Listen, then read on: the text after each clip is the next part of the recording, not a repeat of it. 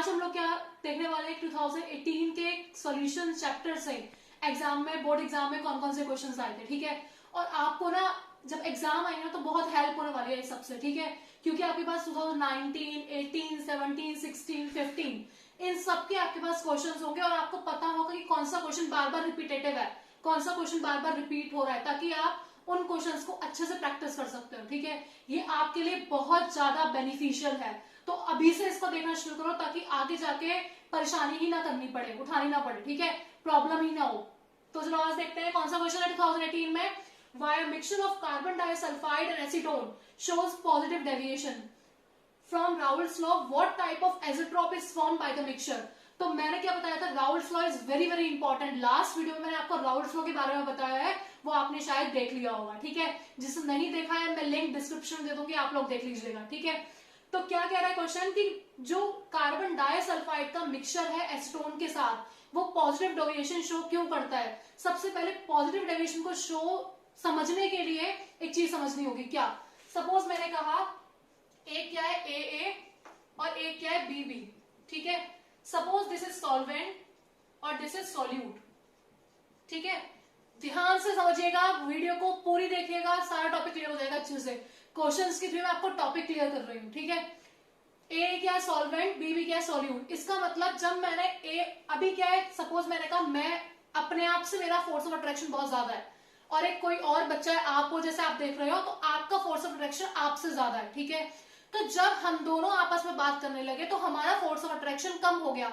इसका मतलब जब मैंने ए को बी में मिलाया या बी को ए में मिलाया तो इनका फोर्स ऑफ अट्रैक्शन कैसा है, वीक है, तबकि इनका कैसा था, स्ट्रॉन्ग। समझ रहे हैं ना बात को। इसका मतलब जिसका वीक फोर्स ऑफ अट्रैक्शन होगा वो बहुत जल्दी टूट जाएगा, वो बहुत जल्दी ब्रेक हो जाएगा, और जब वो बहुत जल्दी से ब्रेक हो जाएगा इसका मतलब वो जल्दी से वेपर में कन्वर्ट हो जाएगा। समझ आ रही है बात। इसका मतलब उसको वेपर में कन्वर्ट होने के लिए बहुत कम टेम्परेचर की रिक्वायरमेंट है, तो इसका मतलब उसका वेपर प्रेशर क्या होगा, बढ़ जाएगा, क्योंकि पहले मैं इसको हीट कर रही होंगी तो इसका वेपर प्रेशर कम होगा। क्यों, क्योंकि इसके बीच में जो फोर्स ऑफ अट्रैक्शन है वो बहुत ज्यादा हाई है। लेकिन जैसे मैंने ए और बी को आपस में मिलाया, इनका फोर्स ऑफ अट्रैक्शन कैसा हो गया, वीक हो गया, जिसकी वजह से जैसे आप इसको बॉईल करोगे, ठीक है, तो किस में कन्वर्ट हो जाएगा, वेपर में। इसका मतलब दोनों को मिलाने के बाद वेपर प्रेशर क्या हुआ, इंक्रीज हुआ, और जब वेपर प्रेशर इंक्रीज होता है तो उसको क्या बोलते हैं बच्चों, पॉजिटिव डेविएशन। क्या बोलते हैं, positive deviation. That is why carbon disulphide और एसीटोन का दोनों का मिक्सचर पॉजिटिव डेविएशन शो करता है। क्यों, क्योंकि इन दोनों को मिलाने से इनके बीच का फोर्स ऑफ अट्रैक्शन डिक्रीज हो जाता है। समझ आ रहा है। अब क्या, what type of azeotrope is form by the mixture. कौन सा एज़ोट्रोप फॉर्म होगा जब हम दोनों को मिलाएंगे। तो देखो ध्यान बिल्कुल माइंड में सेट कर लेना है कि जहां पे पॉजिटिव डेविएशन होगा वहां पे मिनिमम बॉइलिंग एज़ोट्रोप होगा। क्यों होगा, क्योंकि आपने हल्का सा टेम्परेचर दिया, वो बॉइल हो गया, वेपर में कन्वर्ट हो गया। इसका मतलब कम टेम्परेचर पर देने पे हुआ है, that is called minimum boiling azeotrope. Any doubt. तो इसमें मुझे लिखने वाली कोई बात ही नहीं है, क्योंकि आपको डायरेक्ट आंसर देना है और बहुत सिंपल क्वेश्चन है। बोर्ड के एग्जाम में डायरेक्ट टू डायरेक्ट क्वेश्चन पूछे जाते हैं अगर आपने एनसीईआरटी अच्छे से पढ़ी है तो। और अगर आप इन क्वेश्चंस को भी, जो मैं क्वेश्चंस दे रही हूँ ना 20, 19, 18, 17, 15, 16 के, इनको भी अच्छे से कर लिए तो आप अच्छे से मार्क्स ले आओगे, ठीक है। Now second question is calculate the freezing point of an aqueous solution containing 10.5 gram of magnesium bromide, ठीक है। तो क्या निकालना है हमें, फ्रीजिंग पॉइंट कैलकुलेट करना है। क्वेश्चन को अच्छे से पढ़ो, एक एक लाइन पढ़ो ताकि समझ में आ जाए कि मुझे क्या गिवन है और क्या मुझे फाइंड आउट करना है, ठीक है। तो न्यूमेरिकल्स कहते हैं लोग बहुत टफ होते हैं, बच्चे न्यूमेरिकल से डरते हैं, बट आई प्रॉमिस यू कि आप न्यूमेरिकल पसंद करने लगोगे अगर एक एक लाइन पढ़ के करोगे तो, ठीक है। तो क्या है क्वेश्चन, फ्रीजिंग पॉइंट निकालना है एक्वस सॉल्यूशन का, ठीक है, containing 10.5 gram of magnesium bromide in, मतलब मैग्नीशियम ब्रोमाइड को वाटर में डाला हुआ है। इसका मतलब मैग्नीशियम ब्रोमाइड क्या हो गया, सोल्यूट, वाटर क्या हो गया, सॉल्वेंट, ठीक है।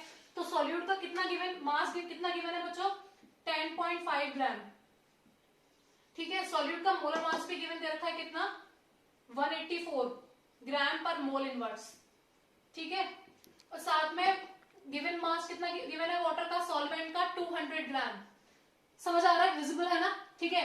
एज्यूमिंग कंप्लीट डिसोसिएशन, क्या करना है, कंप्लीट डिसोसिएशन हो रहा है। तो मैंने एक बात बताई थी, जब भी कंप्लीट डिसोसिएशन होता है इसका मतलब रिएक्शन लिख दो तुरंत, बिल्कुल। क्या है रिएक्शन, MgBr2 को अगर डिसोशिएट करोगे पानी में वो डिसोशिएट होगा तो किसमें ब्रेक होगा, Br2 MgBr2 gives out Mg double positive plus 2Br negative.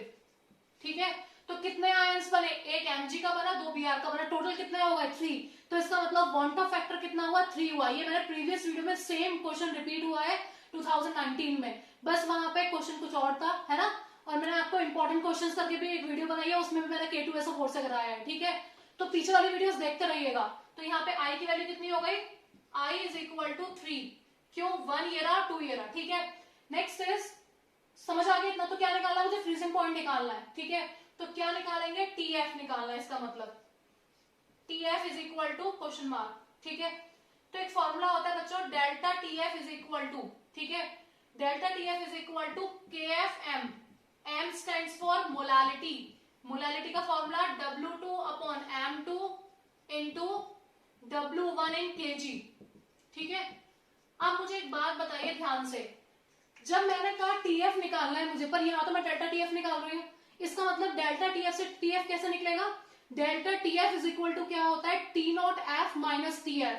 और वाटर के लिए T0F की वैल्यू कितनी होती है, 273.15 केल्विन। इसमें किसी को डाउट तो नहीं है। ठीक है, तो यहाँ पे क्या लगाओगे, पहले यहाँ से डेल्टा TF निकालोगे, फिर डेल्टा TF को इक्वल रखोगे किसके, और यहाँ पे यहाँ I भी लिखना है, बिकॉज यहाँ पे I लिखना जरूरी है क्योंकि कंप्लीट डिसोसिएशन हो रहा है। ठीक है, तो यहाँ पे क्या लगाओगे, 3 मल्टीप्लाई 1.86 इंटू W2 कितना है 10.5, M2 कितना है 184, W1 कितना है 200 ग्राम, ग्राम को किलोग्राम में करोगे, ऊपर 1000 की मल्टीप्लाई करोगे यहाँ पे।